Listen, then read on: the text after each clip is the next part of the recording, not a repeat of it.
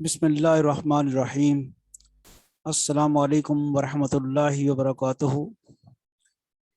Viewers, before discussing lecture contents, we analyze the questions which often arise in students' mind. Why we study mathematics? Anybody can answer this question? Why we study mathematics?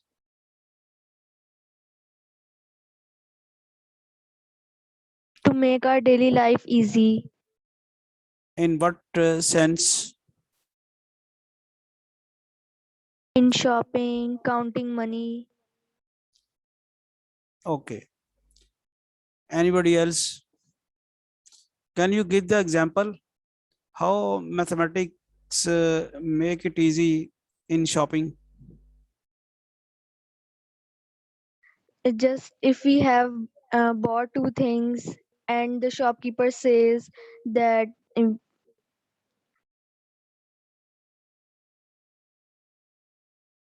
Shopkeeper says that sir अगर 100 rupees की हम चीज लेते हैं और हम उसे 200 rupees देते हैं और वो कहता है कि आपके 100 रुपीज हो गए, तो हम अगर उसे बकाया लेने के लिए उससे 100 ले लेंगे वापस। इसलिए ये मैथमेटिक्स यूज हो सकता है इसमें। ये मैथमेटिक्स यूज हो गया इसमें। कैलकुलेशन आपने कर ली। Hamna, can you tell anything about this? Why you study mathematics?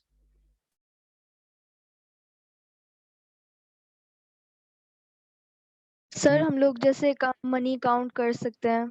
जैसे एक 100 का नोट पड़ा है और एक और 100 का नोट पड़ा है, तो जब हम उन्हें ऐड करेंगे तो 200 रुपीज हमारे पास टोटल होंगे। सेम काइंड ऑफ इंफॉर्मेशन आप दे रहे हैं तीनों बच्चे। मुझे आप ये बताएं कि आपने मैथमेटिक्स का एक टॉपिक है रेशियो प्रोपोर्शन, वो पढ़ा आप लोगों ने किसी क्लास में? Yes sir. ज़ोहेब आपने? Yes sir. अच्छा, हमना आपने कभी किचन में जाके मामा के साथ कभी कोई हंडिया वगैरह बनाई है? कुछ चाय तो बना ही लेती होंगी। यस। क्या बनाती हो आप? मिस वो सर ऑमलेट एंड। अच्छा, कोई आसान सी चीज आप बता दें। आमलेट आप बनाती हैं, अगर आमलेट में आप क्या क्या चीज डालती हैं? सर वो अंडे, मिर्च, नमक और पानी। हाँ, पानी आमलेट में पड़ता है? यस सर, थोड़ा सा होता है। अच्छा अच्छा, चलें। अब ये जो सारी चीजें आप डाल रही हो ना, इसमें इंग्रेडिएंट्स जो हैं ये खास प्रोपोर्शन से पड़ते हैं, पता है? अब आमतौर पे जो लेडीज किचन में यूज करती हैं और इवन जेंट्स भी, वो अपने अंदाजे से डाल देते हैं कि कितनी टी स्पून डालनी है, कितनी चम्मच आपने नमक डालना है, नमक थोड़ा सा डालना है। तो ये उनको थोड़ा सा अंदाजा होता है। यही वो अंदाजा जो है जिस वो मेजर करके डालनी है, ये एक रेशो प्रोपोर्शन होती है। और अगर प्रॉपर रेशो प्रोपोर्शन ना हो तो फिर ड्राइंग रूम में जब आप डाइनिंग टेबल पे बैठे जो खा रहे होते हैं, वो फिर साथ मुंह भी चढ़ा रहे होते हैं। ऐसा होता है ना? यस। कभी कभी नमक ज्यादा पड़ जाए, मेरे ज्यादा पड़ जाए, तो वो लोग फिर बता रहे होते हैं कि भाई आज नहीं ठीक। तो क्या हुआ होता है, वो आपकी रेशो प्रोपोर्शन जो है वो डिस्टर्ब हो गई होती है। तो अब एक बंदे ने मैथमेटिक्स नहीं भी पढ़ा हुआ, तो हंडिया तो वो रोज बना रहा है, तो वो मैथमेटिक्स का ये फॉर्मूला और ये मैथमेटिक्स की जो ब्रांच है वो यूज कर रहा है। He is using ratio proportion even if he is illiterate in mathematics, and majority of people are illiterate of mathematics, but even then they are applying mathematics. Okay, ये तो start हो गया कि भाई वी स्टडी मैथमेटिक्स। उसके चंद आपने answer जो हैं अपने लेवल के दिए। Now is there any use of linear equations? अब बेसिकली तो हमारा टॉपिक है लीनियर इक्वेशंस। हम पढ़ते जा रहे हैं, एक दो लेक्चर्स हमने पढ़े हैं, लीनियर इक्वेशन सॉल्व कर रहे हैं। लीनियर इक्वेशन में वेरिएबल की वैल्यूज मालूम करनी हम कर रहे थे, उसमें कई मल्टीप्लिकेशन, डिवीजन, ऐड, सब्ट्रैक्शन, ये कर करके हमने लीनियर इक्वेशन को सॉल्व करना सीखा और एक्स की वैल्यू वेरिएबल जो था उसको मालूम करना सीखा। क्या इसका कोई यूज भी है? इसको वन बाय वन क्वेश्चन दें, अभी सॉल्व करें, क्योंकि आप लोग टेस्ट भी दे चुके हैं कुछ, मैंने तो अभी नहीं पढ़ाया था आपको यूज इसका, लेकिन मुझे पता है कि आप अपने स्कूल्स में टेस्ट दे चुके हैं, आपने इसका यूज देखा है। तो क्या कोई आप बता सकते हैं इसमें, is there any use of linear equations? Zoheb? Sir no idea. हम ना सर अननोन चीजें फाइंड करने के लिए। हाँ, यस यस यस, शाबाश। ये नो आइडिया किसने कहा था, जहेब ने या कासिम ने? सर मी जोहेब। जहेब। नो, वो आपने लॉरी वाला क्वेश्चन कर रहे थे परसों तरसों टेस्ट, तो वो उसमें नहीं आपको पता चला कि वो लीनियर इक्वेशन सॉल्व हुई है, लीनियर इक्वेशन अप्लाई हुई थी उसमें। तो इसका मतलब है वो जो अपने क्वेश्चन, वो लॉरी वाला क्वेश्चन करके साथ फुटबॉल ग्राउंड में फेंका है। ओके। यस सर, एज निकाली थी। हाँ, तो वो that was the use of linear equations ना, yes. you solved that question with the help of linear equations. Okay, these are very important two questions related to your topic, why we study mathematics and is there any use of linear equations. To answer these questions we go to lecture contents, applications of linear equations. जो हमारे mind में questions थे, mathematics क्यों पढ़ते हैं और linear equations का कोई यूज है कि नहीं है, उन क्वेश्चंस को एड्रेस करने के लिए हमारे लेक्चर कंटेंट्स में आज हमने रखा है एप्लीकेशंस ऑफ लीनियर इक्वेशंस, कि लीनियर इक्वेशंस पढ़ने का क्या फ़ायदा है और किस तरह से हम इसको यूज कर सकते हैं। Solving word problems related to linear equations, एक स्टेटमेंट आएगी जिसमें वर्ड प्रॉब्लम होगा, उस स्टेटमेंट को एनालाइज करना होगा और उसको लीनियर इक्वेशंस की मदद से कैसे सॉल्व कर सकते हैं वो हम देखेंगे, और साथ ही साथ फिर हमें पता चलेगा कि लीनियर इक्वेशन जो है वो कितनी यूजफुल है।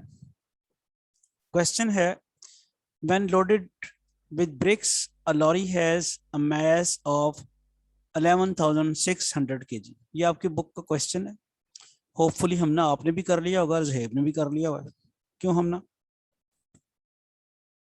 No sir, I don't think so. Okay, and first of all once again I read the statement.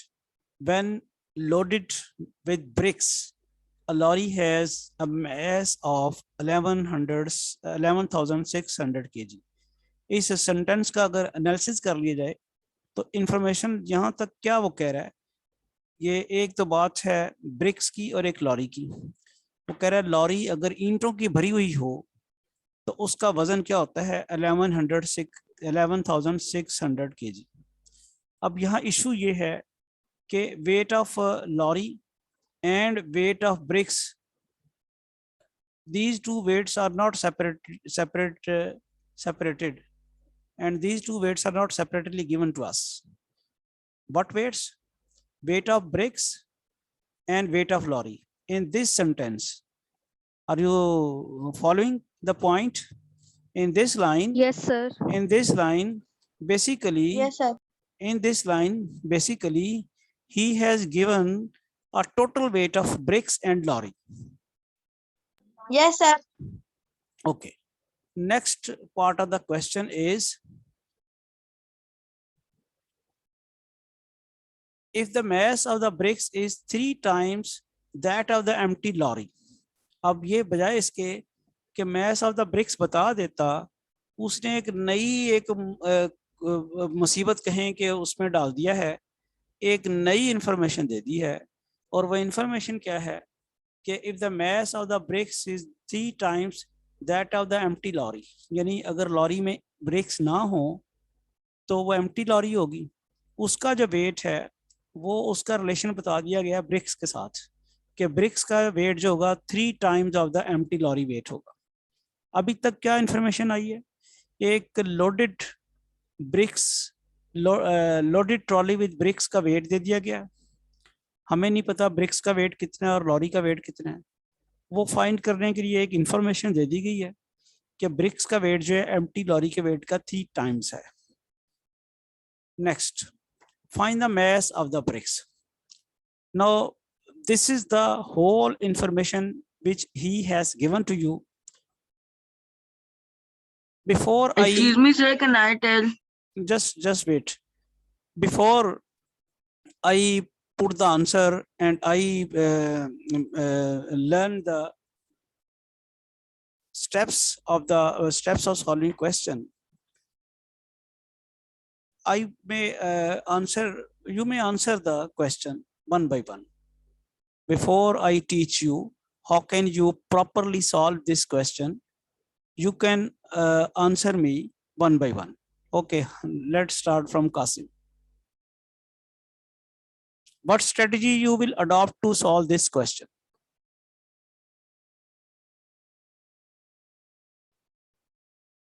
Sir हम लोग एम्प्टी लॉरी का वेट 3 से मल्टीप्लाई कर देंगे। एम्प्टी लॉरी का वेट आपके पास है पहले से? सर लॉरी वेट एक्स ले लेंगे हम। लॉरी वेट एक्स ले लेंगे, ठीक है जी। फिर अच्छा, ये जो ज़ेब आपने लॉरी वेट एक्स लिया है, इसके पीछे कोई आर्गुमेंट है कि क्यों ये लिया आपने?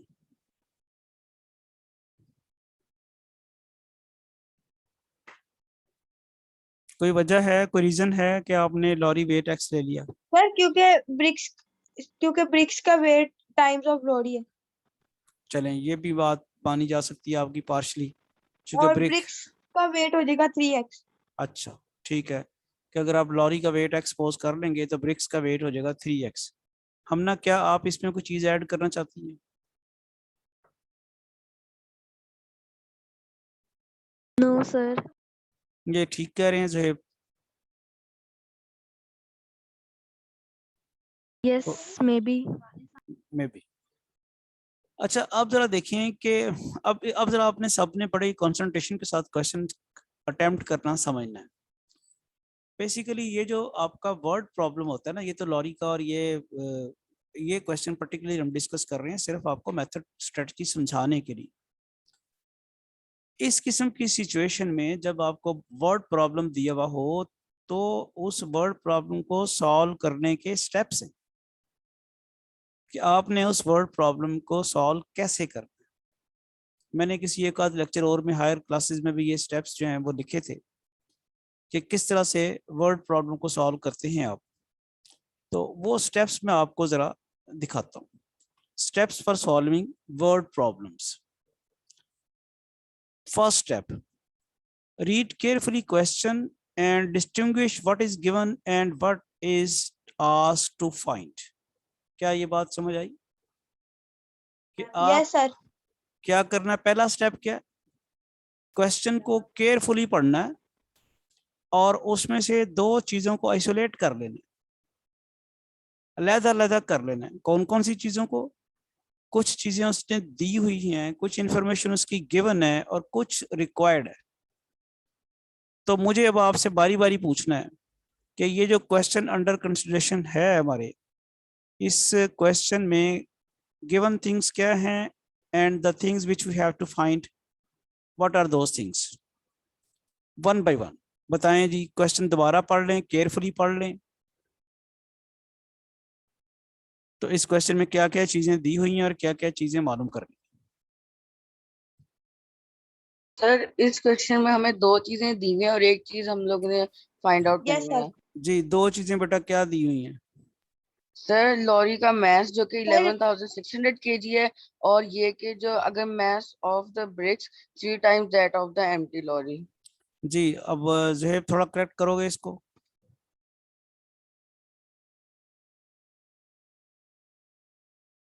सर हाँ लॉरी का वेट, सर जी जी, ब्रिक्स एंड लॉरी का वेट जो है वो मैस ऑफ 11,600 kg है। हाँ, एक तो ये चीज दे दी हुई है, ठीक है ना, गिवन थिंग है। और एक गिवन थिंग कासिम ने बताई कि उनका, एंड 3 टाइम्स हाँ, उनका रिलेशन दिया द हुआ है mass of the bricks. Yes. Empty lorry का और एम्प्टी लॉरी के वेट का और ब्रिक्स के वेट का रिलेशन दिया हुआ है। ये 2 चीजें दी हुई हैं। These are the 2 things and these are the two given things. Find the mass of the bricks. तो जो मालूम कर रही है चीज वो एक है, यानी क्या हुआ कि दो चीजें दी हुई हैं और मालूम करने वाली चीज एक है। तो आपने सॉर्ट आउट कर लिया, आपने डिस्टिंग्विश कर लिया, आपने उनको सेपरेट कर लिया है गिवन थिंग्स को अननोन थिंग्स से। तो ये सबसे पहले आपने कर लिया, शाबाश, ये जरूरी था।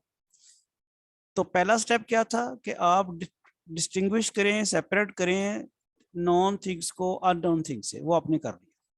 What is the next step? अब ये इसी स्टेप्स की जरा मैं एक्सप्लेनेशन कर रहा हूँ। Means first and the most important thing is to distinguish wanted results and the given ones. तो वो आपने कर लिया। वांटेड रिजल्ट्स क्या थे? आपने ब्रिक्स की मास मालूम करनी है, और गिवन क्या थे कि लॉरी का और ब्रिक्स का टोटल वेट दिया हुआ है, और एम्प्टी लॉरी और ब्रिक्स के दरमियान जो रिलेशन है उनके वेट्स के दरमियान वो भी दिया हुआ है। Second step, using the given information write the given data in organised form. ये जरा देखिएगा, यूजुअली इंग्लिश मीडियम के बच्चे इतने ऑर्गेनाइज फॉर्म में क्वेश्चन को राइट नहीं करते और आंसर की तरफ चले जाते हैं, और मोस्टली जाते वो सही हैं, आंसर उनका सही होता है, वर्किंग वो सारी मेंटली कर लेते हैं, दिमाग में वर्किंग कर लेते हैं और वो आंसर लिख लेते हैं। लेकिन अगर आप वर्किंग कॉपी पे भी कर लें तो स्टेप्स जो हैं वो आपके अच्छे हो जाएंगे, और पेपर मार्क करने वाले को इम्प्रेशन अच्छा मिलेगा कि इसने बच्चे ने वर्किंग की। तो क्या सेकंड स्टेप क्या हुआ? Using the given information write the given data in organised form. ये समझ आ गई बात आप सबको कि जो आपको इंफॉर्मेशन भी दी, जो इंफॉर्मेशन भी दी हुई है उसकी मदद से ऑर्गेनाइज फॉर्म में गिवन डाटा लिखी।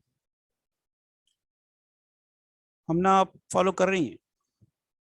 Yes sir. Okay, next third step क्या है? assume the wanted result to an unknown variable. This is very very very important. इसको मैं कहता हूं कि जो चीज आपने फाइंड करनी है उसे अज्यूम कर लें, उसे आप XYZ के तौर पे अज्यूम कर लें। पहला क्या हो गया? डिस्टिंग्विश करें वांटेड और अनवांटेड थिंग्स को, वांटेड और गिवन थिंग्स को। दूसरा स्टेप क्या है? गिवन इंफॉर्मेशन से डाटा को ऑर्गेनाइज करके लिखें। तीसरा स्टेप क्या है कि आप जो वांटेड चीज है या वांटेड रिजल्ट है उसको अज्यूम करें with some variable. This is very important. Okay, what should be the next step whether we are in position to solve the question at this stage? No, we have 4 steps. Use given condition to write given information in an equation form. 4 step क्या है?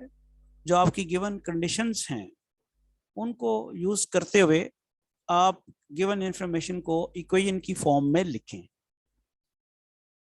Right corresponding mathematical equation. जब information को आपने equation की form में लिखा फिर उससे मैथमेटिकल इक्वेशन लिखें। इसको हम कहते हैं मैथमेटिकल मॉडलिंग। मैथमेटिकल मॉडलिंग कभी पहले सुना आपने वो बच्चों? No no sir. आपने मॉडलिंग का वर्ड तो सुना होगा? Yes sir. मैथमेटिकल मॉडलिंग नहीं सुनी?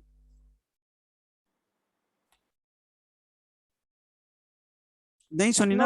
अच्छा, तो सुबह अब आपने सुबह आपकी क्लास तो नहीं है, परसों आपकी क्लास है, तो क्लासरूम में जाके बच्चों से पूछना है कि व्हाट इज मैथमेटिकल मॉडलिंग। पूछेंगे? Yes sir. और अगर उनको और ज्यादा तंग करना है तो फिर इसकी ट्रांसलेशन है रियाजियाती मॉडलिंग। मैथमेटिक्स को उर्दू में रियाजी कहते हैं ना? यस। तो मैथमेटिकल मॉडलिंग और रियाजियाती मॉडलिंग आप उनसे पूछें क्या है ये मैथमेटिकल मॉडलिंग क्या है। कहता है इस स्टेप्स तक जो हमने काम किया है ये मैथमेटिकल मॉडलिंग है। मैथमेटिकल मॉडलिंग करती क्या है? जो आपका वर्ड प्रॉब्लम है उसको एक ऐसी फॉर्मेट में कन्वर्ट करती है जो मैथमेटिक्स का क्वेश्चन बन जाता है। आप देखें जिस तरह हमने स्टार्ट किया इसका वर्ड प्रॉब्लम, एक सेंटेंस है, उस सेंटेंस से तो पता ही नहीं चलता कि इसमें कौन सी इक्वेशन लगनी है, मैथमेटिक्स का कौन सा प्रॉब्लम है, क्वेश्चन ना प्लस माइनस मल्टीप्लिकेशन डिवीजन कुछ भी उसमें तो नहीं लिखा हुआ। मैं अगर आपके सामने दोबारा क्वेश्चन की स्टेटमेंट ले जाऊं तो आप देखें कि वो तो मैथमेटिक्स का क्वेश्चन लगता ही नहीं है। जो एप्लीकेशन थी, जो वर्ड प्रॉब्लम था, वो कहाँ से लगता है ये मैथमेटिक्स का क्वेश्चन है। तो उसको जब मैथमेटिक्स का क्वेश्चन हम बनाएंगे तो वो स्टेज जब आएगी तो उसे हम कहते हैं मैथमेटिकल मॉडल। फिर अगला काम क्या होगा, उसको हमने सॉल्व करना, solve mathematical equation with appropriate method. तो जब वो मैथमेटिकल इक्वेशन हमारी बन चुकी होगी उसको फिर हमने उस मेथड से सॉल्व करना है जो मेथड उस इक्वेशन को सॉल्व करने के लिए एप्लीकेबल है। तो ये स्टेप्स हैं। और मैं शायद आपको ये बताना भूल गया कि आप अगर बाद में भी, ये आपके पास अब जाहिर बात है लेक्चर्स तो आपके पास आ जाते हैं, तो बाद में भी अगर कोई चीज़ भूल जाती है आपको तो आप वीडियो क्लिक करके वो वाला पार्ट दोबारा सुन सकते हैं जो आपको भूल जाता है। क्यों बच्चों, या टाइम ही नहीं मिलता? नो सर, मिलता है टाइम। हाँ, क्योंकि जो चीज़ आपकी स्किप हो जाए, जो चीज़ आपको इस वक्त नहीं आप फॉलो कर सके, तो बाद में भी सुना जा सकता है। तो ये बहुत फायदा हो गया टेक्नोलॉजी का। एनीहो, solution of this mathematical equation gives the wanted result. So these are the 6 steps which we will use in word problem, in solving the word problem questions. Okay, अब इन्हीं steps को use करते हुए वो question solve करते हैं। Question में दोबारा लिखता हूँ। When loaded with bricks, a lorry has a mass of 11,600 kg. If the mass of the bricks is 3 times that of the empty lorry, find the mass of the bricks. अब आप step by step देखें कि किस तरह question solve करेंगे हम। देखें, obviously school में जब आप पेपर में कर रहे होंगे तो इतनी डिटेल से स्टेप तो नहीं आप लिखेंगे, एक स्टेप लिखें और उसके स्टेप की मदद से क्वेश्चन सॉल्व करें। स्टेप ये आपका माइंड में होगा। पहला स्टेप क्या है, distinguish wanted results and wanted results from the given ones. ये आपके दिमाग में स्टेप होगा। अब इसमें वांटेड गिवन जो है वो क्या है, गिवन जो है वो है ये मैथ्स टोटल और एक इंफॉर्मेशन, ये आपके पास गिवन है। और मालूम क्या करना है, maths of the bricks, this you have to find. तो गिवन थिंग्स को आपने सेपरेट कर लिया है, जो चीज आपने फाइंड करनी है उससे। नेक्स्ट स्टेप जी, नेक्स्ट स्टेप था using the given information write the given data in organised form. अब आप मुझे बताएं कि ऑर्गेनाइज्ड फॉर्म में गिवन डाटा कैसे आप लिख सकते हैं। भाई आपको एक इंफॉर्मेशन दे रखी है उसने, mass of loaded lorry with bricks is ये, तो ये आपने ऑर्गेनाइज्ड फॉर्म में लिख लिया। नेक्स्ट स्टेप क्या था, assume the wanted result to an unknown variable. Wanted result क्या है जो है, mass of the bricks। सो गए सारे? Yes. Mass of the bricks, this is the wanted result। तो इस स्टेप के मुताबिक हमें इसको एक्सपोज करना है। mass of the empty lorry is x, ठीक है। ब्रिक्स आपने मालूम करना है, या आप मैस ऑफ द ब्रिक्स भी सपोज कर सकते थे। ये मैंने तो mass of the empty lorry suppose किया है, आप मैस ऑफ द ब्रिक्स भी सपोज कर सकते थे। ये मैस ऑफ द ब्रिक्स जो है वो चूंकि 3 टाइम्स था मैस ऑफ द लॉरी, इसलिए छोटी चीज जो है वो सपोज की है। जी बेटा? Yes sir. Mass of the empty lorry x kg आपने अज्यूम कर लिया। मैस ऑफ द ब्रिक्स क्या हो जाएगा, ये गिवन इंफॉर्मेशन है, याद रखें। हाँ जी, अभी मैं वो 3 हाँ, लेकिन मैं अभी वो लिख नहीं रहा, मैं अभी वो गिवन इंफॉर्मेशन लिख रहा हूँ जो क्या थी, mass of the bricks is equal to 3 times the mass of the empty lorry. Empty lorry का मैस जो है वो x kg है और 3 टाइम्स उसको मल्टीप्लाई कराएंगे विद 3, तो this will give you 3x kg। तो this gives you the mass of the bricks. Next 4 जो हमारा स्टेप है वो क्या है, use given conditions to write the given information in equation form. Given condition क्या थी वाला, वो लिखते हैं mass of empty lorry plus mass of the bricks is 11,600 kg। यही इंफॉर्मेशन है जो बार सर 3x प्लस x हो जाएगा, x kg हो जाएगा इज इक्वल टू हाँ 11,600 जी kg। जी बेटा हो जाएगा, लेकिन मैं तो स्टेप बाय स्टेप चल रहा हूँ। गिवन कंडीशन हमारी क्या है, mass of empty lorry plus mass of the bricks that was given to us 11,600 kg। अब आपने mass of the empty lorry क्या सपोज किया हुआ है, ये अब ये स्टेप अगर आप देखें, वो कह रहा x है अभी तक तो आपने 4 स्टेप में आपने क्या किया, 4 स्टेप तक आप आए हैं। Use given conditions to write the given information in an equation form, वो आपने इक्वेशन फॉर्म में लिखा है। नेक्स्ट स्टेप क्या है, राइट करस्पॉन्डिंग मैथमेटिकल इक्वेशन। ये तो आम इक्वेशन है ना, इसको मैथमेटिकल इक्वेशन में कैसे लिखेंगे। हाँ जी, करस्पॉन्डिंग मैथमेटिकल इक्वेशन, इस जगह मैस ऑफ एम्प्टी लॉरी की जगह आप क्या लिखेंगे, x। Mass of the bricks की जगह आप क्या लिखेंगे, 3x, 3x और इज इक्वल टू 11,600। 600 kg। अच्छा, ये जरा ध्यान में रहे कि जब हम मैथमेटिकल इक्वेशन लिखते हैं तो उसमें फिर यूनिट्स छोड़ देते हैं, तो ये इसको इस तरह लिखा जा सकता है, x plus 3x is equal to 11,600 kg। This will give you, अब वो कह ये रहा है आखिरी स्टेप जो 6 स्टेप है, कि ये जो मैथमेटिकल इक्वेशन आई है इसको अब आप सॉल्व करें। तो जो मैंने लफ्ज़ इस्तेमाल किया था ना मैथमेटिकल मॉडलिंग, वो ये है, कहाँ से लेके कहाँ तक। ये जो गिवन क्वेश्चन था ये वर्ड प्रॉब्लम था, this was the word problem. आपने ये जो स्टेप करके जो आप यहाँ तक पहुंचे हैं, this is known as mathematical modelling. बेटा फॉलो किया? Yes sir. Yes, sir. Obtain a mathematical relation from the word problem is said to be the mathematical modeling. Clear? Yes sir। Yes, Okay. sir. Okay. Now, after doing the mathematical modeling, we are in position to solve the question. Obviously, this will become 4x is equal to 11,600. 11 Dividing by x, dividing by 4 on both sides. This 4 will cancel 2 times here. 4 2s are 8 and 3 are left. Then 4 9s are 36 and there 4 2 zeros are left. X is equal to 2,900 kg. 900 kg। X was the mass of empty lorry, but we have to find the mass of bricks. Bricks। So mass of the bricks क्या था, 3x. After finding mass of lorry, we are in position to find the mass of the bricks, which is 3x.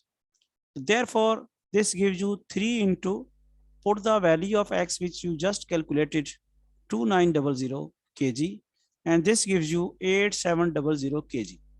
And this is how you can solve the word problem using mathematical modeling and using the steps which I just mentioned here. Hopefully everything is clear. Any questions, please? No sir। Okay. Sir, can you explain again the last step? Last step from where? Look here. From 3x, from where the 3x is multiplying with 2900 kg. Okay, okay. Look at the mass of bricks. You just calculated mass of empty lorry, which is x. And look at the relation here. Mass of the bricks. What is this? This is 3 times the mass of the empty lorry. And now you have got the value of x, 2900. When you are going to find the mass of bricks, formula is that 3x. Is it clear? 3x. Yes, sir. For the mass of the bricks, we have 3x. Okay. Retain 3 as it is and replace this x by its value, which you have calculated. What is the value of x? Look at here. Value of x is 2900. And now you are just putting value of x here, 2900, keeping 3 as it is. And when this 3 is multiplied by this 2,900, this will give you 8,700. Is it clear? Yes, sir. Or still have the problem? No, sir, it is clear. Okay, thank you.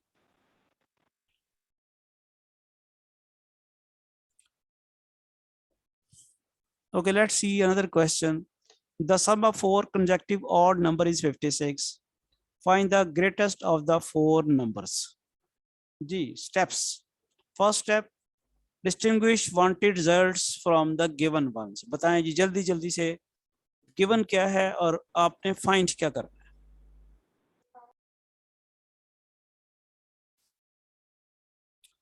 भाई बता दें quickly, बड़ा आसान, ये तो उससे आसान question है. What is given? Zohaib. The odd number, which is 56, 56 and we given. find the greatest of the four No, numbers. no. I'm just asking one question. What is given? Four consecutive odd numbers, which is 56. No, please. Sum of four consecutive odd number is 56. It is given. This thing is given. Sum. Don't forget sum. Sum of four consecutive odd number is 56. It is given. And you have to find the greatest odd number. This is the distinction which we have to do before solving the question. So read carefully, anytime, any question, read carefully the question just to distinguish given things from the unknown things. What's the second step? Using the given information, So right? Yes. Find the greatest of the four numbers. This is which we have to know. Therefore, this should be separate information. This should be distinguished from the given one. This is unknown. Second step, using the given information, write the given data in organized form. Now, third step, assume the wanted result to an unknown variable. Wanted result क्या है? Greatest odd number. उन चार odd number में से greatest odd number. तो फिर उसको assume कर लें. Since the difference of two consecutive odd numbers is always 2, so the four consecutive odd numbers are x, x plus 2, x plus 4, x plus 6. I think I have already explained it. I have already explained it in some question, in some lecture. So, okay, our assumed consecutive odd four odd numbers will be x, x plus 2, x plus 4, x plus 6. And what we have to do, use given conditions to write the given information in an equation form. What is the given information? What is the given data? What is the given information? Sum of these four odd numbers is, yes. Sum of these four consecutive odd number is 56. And we have assumed these four consecutive odd numbers. And now here we are going to apply the given information. When we apply this given information or given condition, we have sum of four consecutive odd number is 56. What's our next step? Write corresponding mathematical equation. How can we write the mathematical equation? X first odd number plus x plus 2 second odd number plus x plus 4 third and x plus 6 fourth odd. Sum of these four odd number is 56. So this is this information gives the corresponding mathematical equation. Okay. We have 4x plus 12 is equal to 56. Up to this, we have done the mathematical modeling. Do you remember? This was the word problem. When we started the word problem solving using these steps, up to this, we did the mathematical model. And sixth and final step is that solve mathematical equation. Now we can easily solve this mathematical equation. Take this 12 on the right hand side. 4x is equal to 56 minus 12. 4x is equal to 44. Obviously, dividing both sides by 4. X is equal to 44 by 4. And this will give you x value is 11. X is equal to 11. This is one of the odd numbers, but we don't need this odd number. We need basically largest odd number. Therefore, the greatest of the 4 odd numbers is x plus 6, because x among the numbers x, x plus 2, x plus 4, x plus 6, x plus 6 is the greatest one. Therefore, writing this number and then putting the value of x here, which we just have found, x11 plus 6, 17. that is 17. Yes, this is how can we solve the word problems. I hope you may solve some more questions using the same strategy and keeping the 6 steps in mind which you have to apply. Hopefully you will solve these questions easily. Now, any questions please about these 2 questions or method? No, sir. And if you feel difficult, if you feel this method difficult, Hamna? No, sir, it is easy. It is easy. This is basically method not for these 2 questions. This is basically general method. Look at these steps. If you glance these steps will be helpful in every kind of word problem. You just have to apply these steps. Distinguish wanted results from the given data. Use the given information, write the given data in organized form. Assume the wanted result to an unknown variable. Use given condition, write the mathematical equation, and then solve it. Hopefully it's fine. Unfortunately, I'm not getting more time, and there is some discontinuities in our lectures. We'll try our best in future. And as I earlier told you, if you need any other chapter, you may send me that chapter, and I may try to prepare the lecture on that topic. Still chapter 5 is going on in your school? Yes, sir. Okay. Yes, sir. Now at what exercises you are?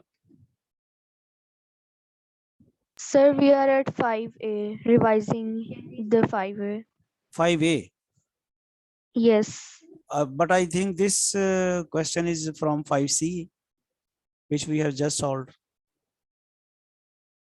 Okay, we should be ahead from the school. Then you will be easily solve the questions given in the school.